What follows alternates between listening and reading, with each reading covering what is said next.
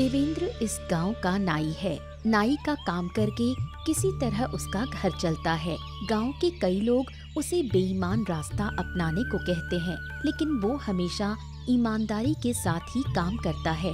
इसी वजह से गांव में उसकी ईमानदारी की बहुत चर्चा है।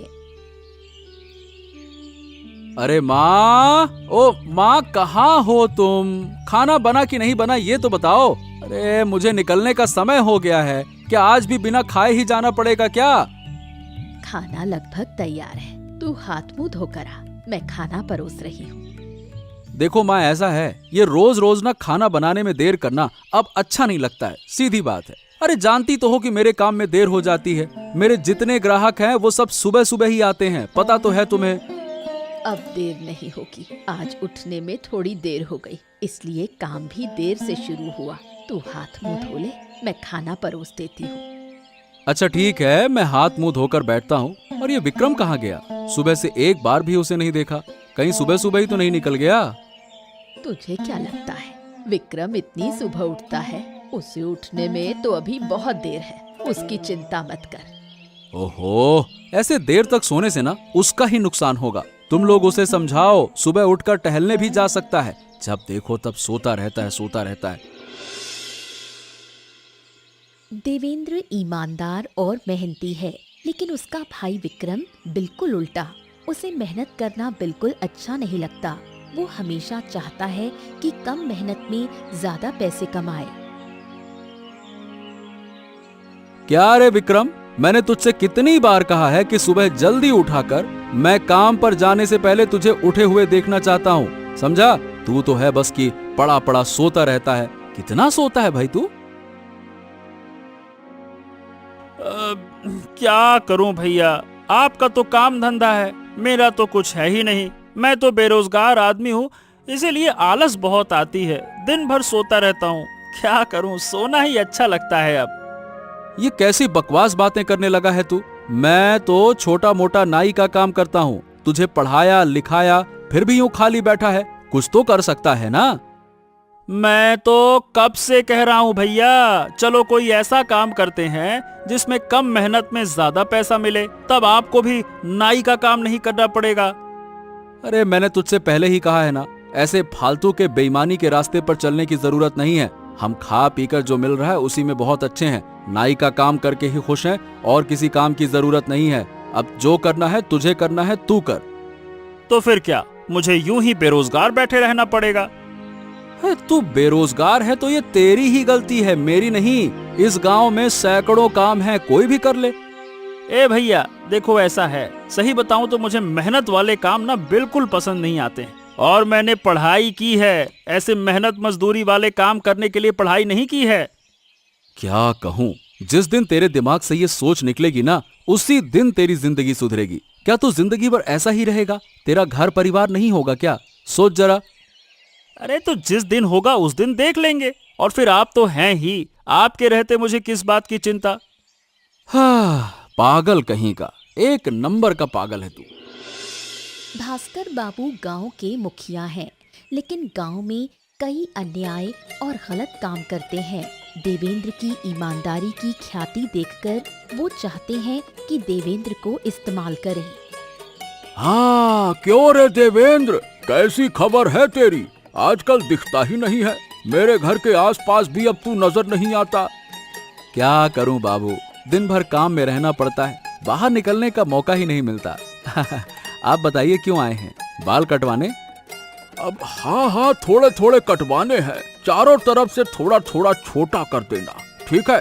अब बढ़िया से करना। ठीक है बाबू, बैठी बैठी मैं काट देता हूँ। अच्छा, तो और बताओ, तुम्हारी कमाई कैसी होती है? इस कमाई से इतना बड़ा घर अच्छे से चलता है। सुना है तुम्हारा भाई भी बेरोजगार घर पे पड़ा रहता है, बड़ा आलसी है वो। हाँ, ऊपर वाले की कृपा से मेरा घर तो अच्छे से चलता है बाबू, बाकी और कोई समस्या नहीं है। अरे नहीं नहीं नहीं, ऐसा नहीं है। अच्छा सुनो, मैं तुम्हें एक काम बता सकता हूँ। अगर मेरे साथ काम करना चाहो तो अच्छे खासे पैसे कमाओगे, तुम्हारा घर भी अच्छे से चलेगा। नहीं नहीं बाबू, मेरा घर तो अच्छे से चल रहा है। मेरी इतनी कमाई ही मेरे लिए काफी है। अरे देखो देवेंद्र, मौका हर बार नहीं आता, मौके का फायदा लेना चाहिए। जो मौके पे मारे चौका वही है असली आदमी। नहीं नहीं नहीं, मुझे ऐसे मौकों की जरूरत नहीं है और ऐसे काम भी नहीं करने मुझे। मैं तो ईमानदारी से ही जीना चाहता हूँ। अब आप वैसे कौन सा काम करना चाहते हैं मैं अच्छे से समझ रहा हूँ। मैं उन कामों को नहीं करूंगा बाबू। अरे जो ये तू बार बार ईमानदारी ईमानदारी का झुनझुना बजाता है ना बेटा, यही ईमानदारी एक दिन तेरा सब कुछ नष्ट कर देगी। मेरी बात याद रखना। ओ क्या देवेंद्र दा, काम काज कैसा चल रहा है? दुकान बंद करके यहाँ आए हो या खुली छोड़ दी? देखना कहीं चोरी वोरी ना हो जाए। चोरी होगी और वो भी मेरे दुकान पर।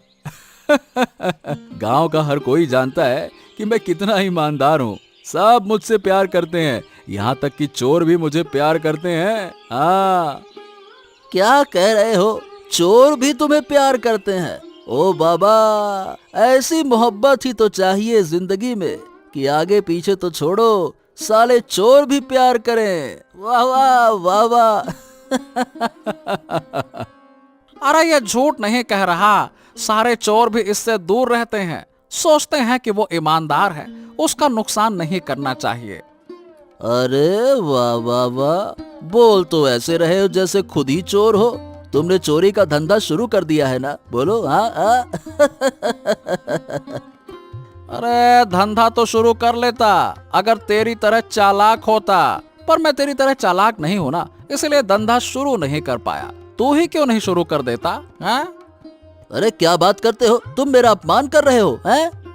अरे बस बस बस बस बस, हर वक्त झगड़ा ही करते रहते हो। अगर इतना ही चोरी का शौक है तो दोनों मिलकर चोरी करो, चाहो तो डकैती भी डालो, पर झगड़ा मत करो, चुप रहो। अच्छा बताओ दादा, मैंने क्या कहा? झगड़ा तो इसने शुरू किया ना, उल्टा सीधा कह के। अरे रहने दे। ये बता, मेरा भाई दिखा क्या? कहाँ गया है?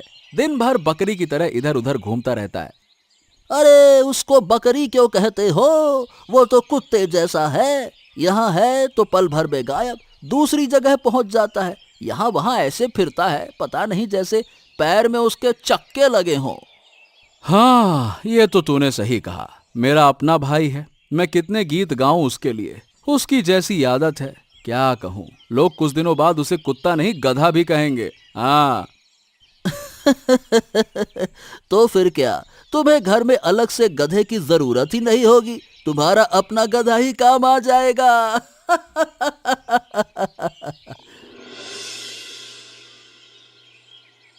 भास्कर बाबू के प्रस्ताव को देवेंद्र ने ठुकरा दिया, जिससे भास्कर बाबू अपमानित महसूस करते हैं। बदला लेने के लिए वो पुलिस को बुलाकर झूठे आरोप में देवेंद्र को फंसाते हैं। नमस्ते साहब, क्या बात है? हमारे घर में कुछ हुआ है क्या? विक्रम कहाँ गया? मैं तो हमेशा उसकी ही चिंता करता रहता हूँ। उसने कुछ कर दिया क्या? विक्रम ने कुछ नहीं किया, किया है आपने। आप पर आरोप लगा है, उसी के लिए हम आपको पकड़ने के लिए आए हैं। चलो। क्या क्या मुझ पर आरोप लगा है? मैंने क्या किया? और ये आरोप लगाया किसने? जिसने भी लगाया हो, नाम नहीं बताया जाएगा। और हाँ, भागने की कोशिश मत करना, हमें आपको सही तरीके से हिरासत में लेना है, समझे?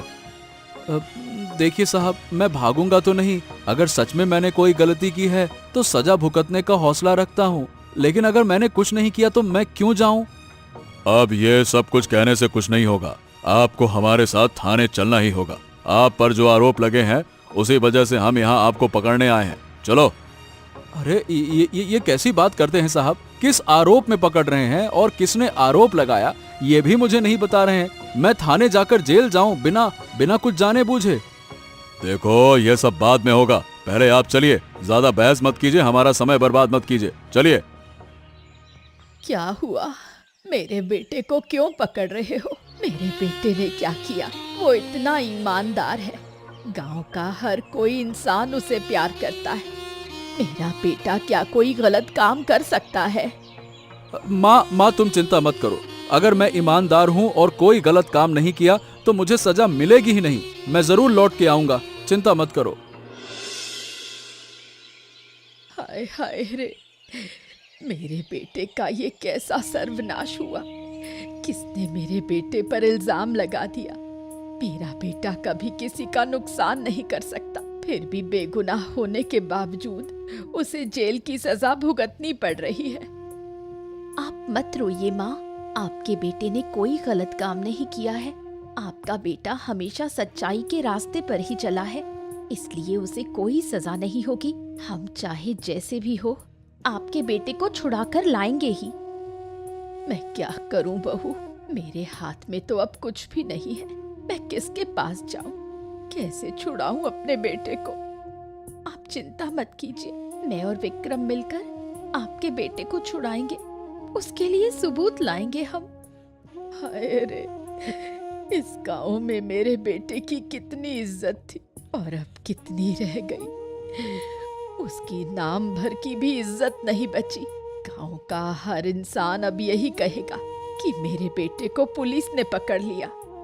माँ, सफलता के दरवाजे तक पहुँचने के लिए ऐसी बहुत सी बाधाएं आती हैं, और जो अच्छे इंसान हैं वो आपके बेटे को जरूर पहचानेंगे।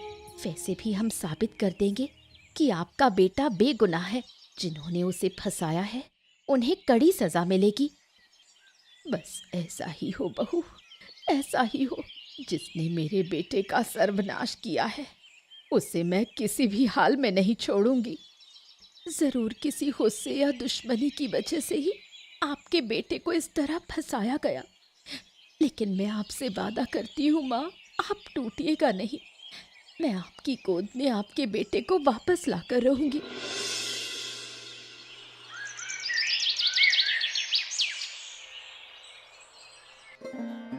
अरे भाग्यवान, तुम इस वक्त यहाँ थाने में क्यों आई हो भाई? चलो जाओ, तुम अभी अभी घर चले जाओ। लोग देखेंगे तो क्या कहेंगे, घर की बहू थाने आई है, हैं? मुझे इन सब की परवाह नहीं है। मैं तुम्हें देखने आई हूँ। पूरे दिन तुम जेल में रहे, क्या खाया पिया कुछ भी मुझे पता नहीं। उधर तुम्हारी माँ रो रो कर बेहाल हो रही है। ओहो, माँ को रोने से मना करो, समझाओ। मुझे यकीन है कि मैंने कोई गुनाह नहीं किया है। मैं हमेशा सच्चा रहा हूँ, इसीलिए मुझे कोई सजा नहीं होगी। जाओ, तुम घर चली जाओ। जाओ जाओ जाओ। घर तो मैं चली ही जाऊंगी, लेकिन मैं तुमसे वादा करती हूँ, मैं और विक्रम तुम्हें यहाँ से छुड़ाकर ले जाएंगे। देखो, अगर तुम लोग कर सको तो सबूत जुटाओ। सबूत ही मुझे यहाँ से बाहर ला सकते हैं। मुझे जितना लगता है मैं इतना कह सकता हूँ कि इन सब के पीछे वही भास्कर बाबू हैं। कुछ दिन पहले उन्होंने मुझे गलत काम करने का प्रस्ताव दिया था, पर मैंने ठुकरा दिया। ठीक है, मैं विक्रम को कहूंगी भास्कर बाबू पर नजर रखने को। शायद तब सच सामने आएगा। लेकिन तुम जान लो, तुम्हारी इस सच्चाई पर मैं जरा भी आंच नहीं आने दूंगी। तुम्हारी इज्जत मैं सुरक्षित रखूंगी। चलो, अब शाम हो गई है, तुम घर चली जाओ भाग्यवान।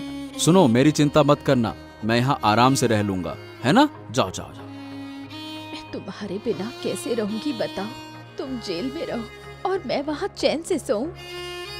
अब अभी तो कुछ नहीं हो सकता भाग्यवान, पर तुम चिंता मत करो, मैं जल्द ही वापस आ जाऊंगा और जो कहा है वही करना, ठीक है? अच्छा, तो अब मैं जा रही।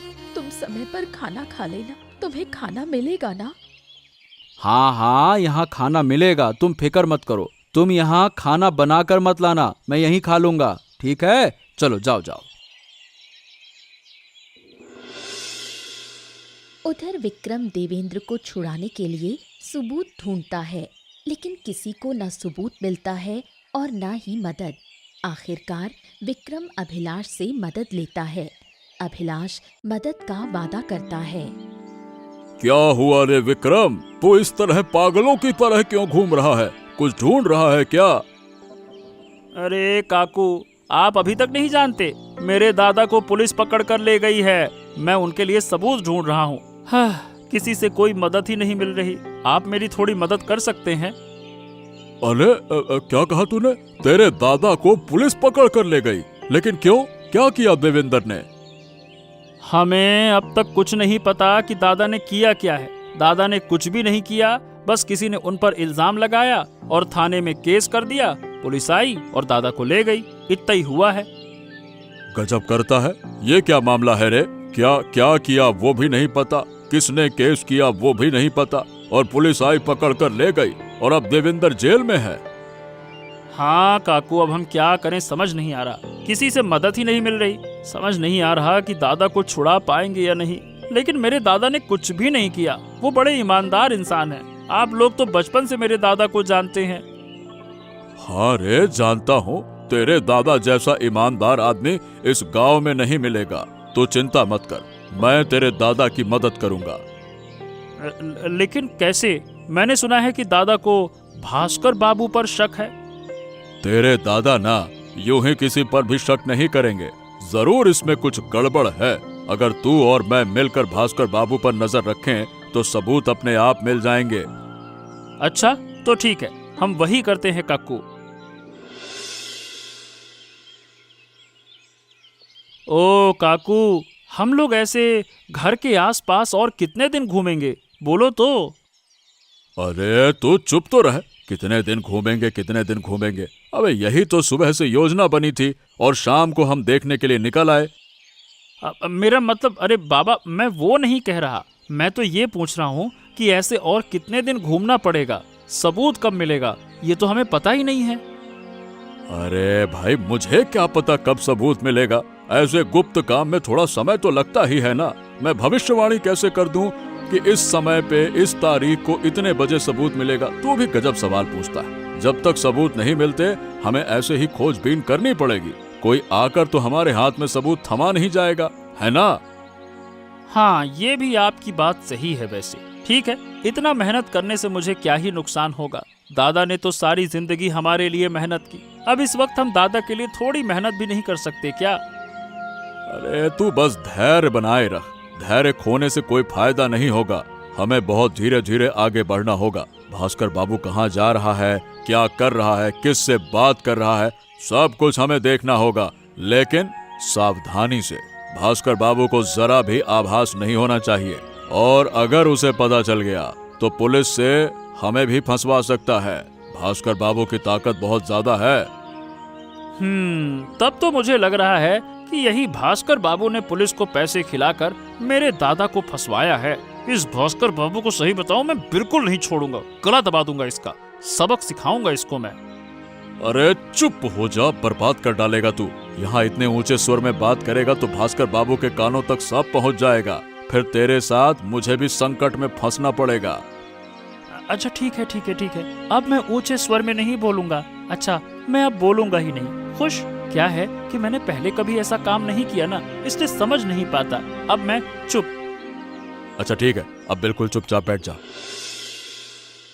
अरे सुना, भाई देवेंद्र दादा को पुलिस पकड़ कर ले गई। बात सच है क्या? आज तो दुकान भी खोलते नहीं देखा। लगता है सच ही होगा। बहुतों ने देखा है कि पुलिस आई थी और उनको पकड़ के ले गई है।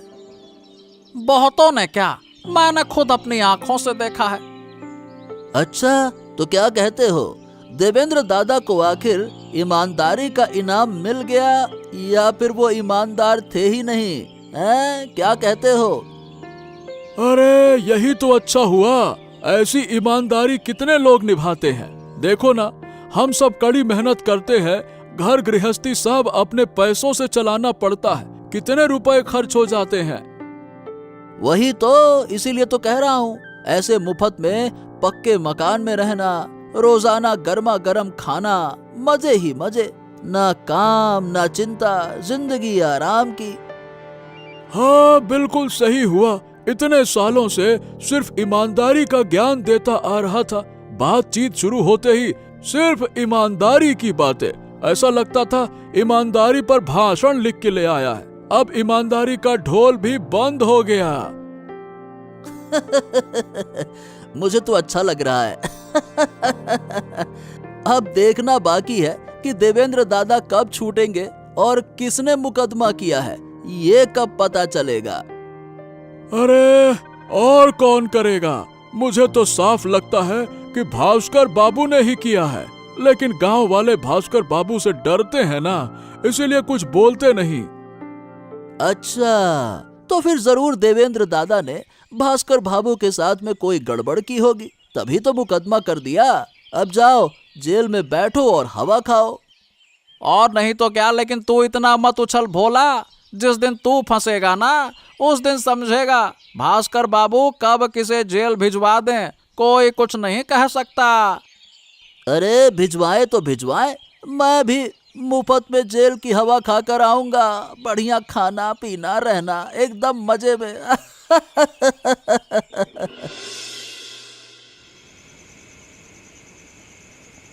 उधर विक्रम और अभिलाष हमेशा की तरह भास्कर बाबू के घर के आसपास निगरानी कर रहे थे। भास्कर बाबू और भोला की बातचीत सुनकर सब रहस्य खुल गया। ए सुन भोला, देवेंद्र की क्या खबर है ये तू मेरे लिए ला सकता है क्या? तू थाने जा, खबर ला और मुझे बता। मेरा वहां जाने का मन नहीं कर रहा। अच्छा तो ठीक है, ये काम तो मैं कर दूंगा। पर ये बताइए, अचानक से आप देवेंद्र दादा की खबर लेने को इतने बेचैन क्यों हो गए? अरे ओ भोला, तू अब तक कुछ नहीं समझा।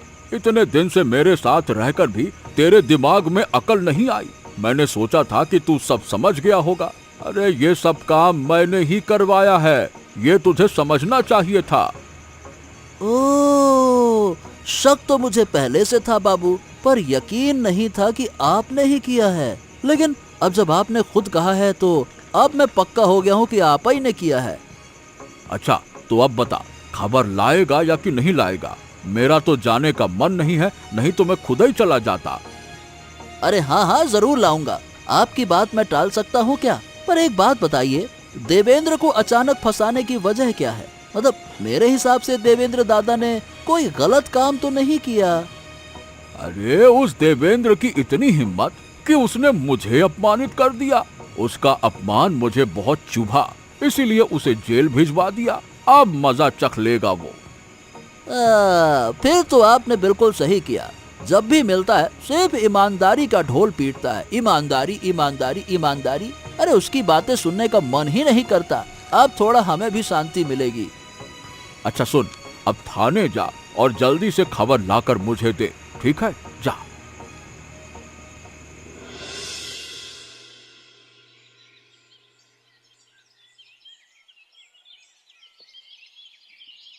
अरे माँ, आपने कल से कुछ भी नहीं खाया, अब तो थोड़ा सा खा लीजिए। आप बीमार हो गई तो आपका बेटा लौट कर आएगा तो मैं उसे क्या जवाब दूंगी?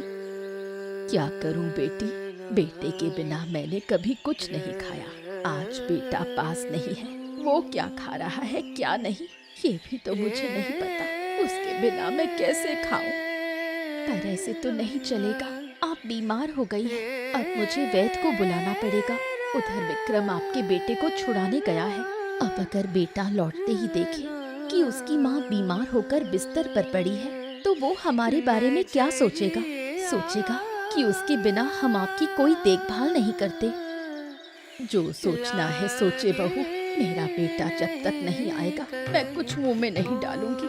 उसके बिना मुझे बिल्कुल अच्छा नहीं लग रहा। मेरा बेटा मुझे वापस दिला दो। ओ मेरे देवेंद्र, तू कहाँ चला गया?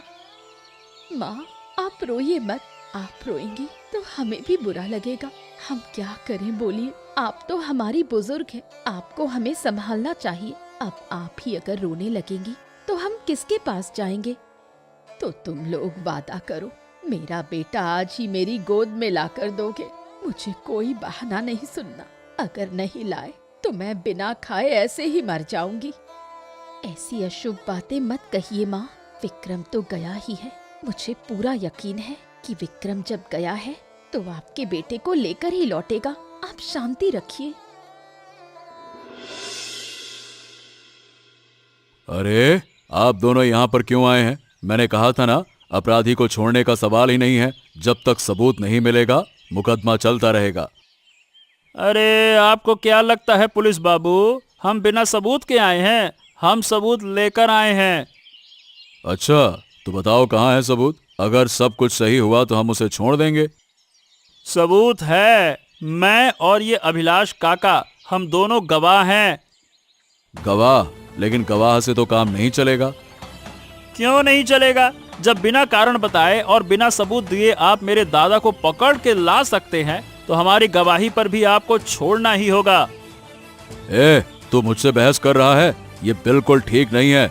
आप लोग भूल रहे हो कि आप इस वक्त थाने में खड़े हो। देखिए बाबू, हम आम लोग हैं, लेकिन जितना संभव है उतना पहुंच सकते हैं। हमें खबर है कि आपने भास्कर बाबू से पैसे लिए हैं। अब अगर आप दादा को नहीं छोड़ेंगे तो ये खबर हमें ऊपर तक पहुंचाने में देर नहीं लगेगी। अरे नहीं नहीं नहीं, आप लोग ऐसा क्यों कह रहे हैं? मैं तो आपसे मजाक कर रहा था। आप तो मजाक भी नहीं समझते। देवेंद्र को छोड़िए, हम उसे घर ले जाकर ही चाय पियेंगे आराम से। और सुन लीजिए, अगर आगे से ऐसा कुछ किया ना तो आप बच नहीं पाएंगे। आखिरकार पुलिस विक्रम और अभिलाष के दबाव में देवेंद्र को छोड़ने पर मजबूर हो गई। अरे मेरा लाल वापस आ गया, मेरे सीने से लगकर आ गया। तुम लोग कहाँ हो? देख लो, मेरा बेटा वापस आ गया। मैंने तुझे कितना याद किया था बेटा, तुझे छुड़ाने की कितनी कोशिश की, पर कुछ भी काम नहीं आया। तुझे बहुत कष्ट हुआ ना? अरे माँ अरे माँ, तुम यूँ रो मत। अरे देखो ना, मैं सही सलामत तुम्हारी गोद में लौट आया हूँ। अब तुम रोना बंद करो। देखो तो तुमने अपनी क्या हालत कर ली है। तुम्हें इस हालत में देखकर मुझे बिल्कुल अच्छा नहीं लग रहा। अगर तुम स्वस्थ रहती ना तो मुझे लौटकर और भी खुशी होती। मेरे बस में क्या है बेटा, मैं तो तेरे बिना एक पल भी नहीं रह सकती। तू तो जानता है, बचपन से ही मैंने तुझे अपनी पीठ पर ढोकर पाला है। अब तेरी ये हालत देखकर मैं स्वस्थ रह सकती हूँ क्या? अच्छा हुआ मेरा भाई मेरे साथ था। लोग उसे चाहे आलसी कहें, जो भी कहें, पर अब मैं उसे कभी आलसी नहीं कहूँगा। उसकी वजह से ही मैं जेल से छूटा। उसने बड़ी मेहनत करके मुझे छुड़ाया। मेरे दोनों बेटे बहुत काबिल हैं, मेरे कलेजे के टुकड़े। लेकिन एक बात बता, तेरी इस हालत का जिम्मेदार वही भास्कर बाबू है ना? हाँ माँ, हमने सबूत इकट्ठा कर लिए हैं। भास्कर बाबू ने भोला के सामने सब कुछ कबूल कर लिया था, तभी मैं और अभिलाष काकू ने सुन लिया। अगर अभिलाष काका मेरा साथ ना देते ना तो मैं ये सब कर ही नहीं पाता। तुम्हारा बहुत धन्यवाद अभिलाष। अरे बस बस बस बस, इसमें धन्यवाद की क्या बात है बौदी? तुम लोग मुसीबत में थे और मैं मदद न करता, ये हो सकता है क्या? चलो अब सब लोग खाना खा लो। इन दिनों किसी ने भी ठीक से कुछ नहीं खाया। मैंने खाना बना लिया है, आज मजेदार व्यंजन होंगे।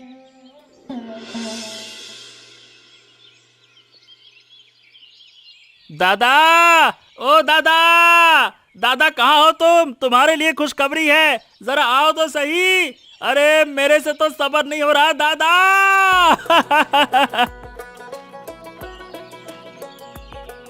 अरे क्या हो गया? क्या हो गया? ऐसे चिल्ला क्यों रहा है? अरे मत पूछो दादा, तुम्हारे इस कांड की चर्चा पूरे गांव में फैल गई। आसपास के गांवों में भी सबको पता चल गया। तुम्हारे सतता के कारण ही तुमने जेल काटी, तुमने अपनी राह नहीं छोड़ी। जब सबको मालूम हुआ तो पुलिस के ऊपर के अफसरों ने तुम्हारे लिए इनाम का इंतजाम किया है। क्या बात कर रहा है? लेकिन ये कैसे हुआ? अरे हमने वही पुलिस वाले की बात ऊपर तक पहुंचा दी। पुलिस वाला रिश्वत खाकर तुम्हें पकड़ ले गया था और ये भी बता दिया हमने, इसीलिए उसकी नौकरी चली गई और तुम्हारी ईमानदारी की खबर भी उन तक पहुंच गई। देखा, मैंने कहा था ना, एक दिन सत्य का फल जरूर मिलेगा। ऊपर वाला कभी अच्छे लोगों के साथ बुरा नहीं करता। हाँ, आखिरकार ऊपर वाले ने हमारी तरफ नजर डाली, हमें हमारा हक और सम्मान वापस मिला। सिर्फ सम्मान नहीं, हमें बहुत धन दौलत भी मिला है, जिससे हम बहुत अमीर बन सकते हैं। अरे बस बस बस, अमीर बनने की जरूरत नहीं है। वो धन गांव के गरीब लोगों में बांट दो और कुछ पैसे मेरी नाई की दुकान की मरम्मत के लिए रख लेना, बस। देखा दादा, तुम इस आखिरी वक्त में भी अपने ईमान के पैसे गांव वालों में बांटना चाहते हो। यही तो तुम्हारी सत्ता का असली प्रमाण है। वाह! देखो, मैं चाहता तो पहले ही अमीर बन सकता था, बहुत पहले से, पर मैंने कभी वो रास्ता नहीं चुना। मैंने सतता के लिए इंतजार किया और आखिरकार सतता के पुरस्कार के रूप में सम्मान और धन दोनों मिले। मैं भी तुम्हारे रास्ते पर चलूंगा दादा। ईमानदारी का रास्ता, सतता का रास्ता। अब से जो भी करूंगा सतता के साथ करूंगा। आखिरकार देवेंद्र ने अपने इनाम का अधिकांश हिस्सा गांव वालों में बांट दिया। उधर गांव के लोग भास्कर बाबू की करतूत जान गए। आखिरकार भास्कर बाबू गांव छोड़कर भाग गए। ऐसी ही रोचक कहानियां देखने के लिए हमारे चैनल को सब्सक्राइब करना ना भूलें। अच्छा बताओ दोस्तों, देवेंद्र दादा का यहाँ क्या पेशा था?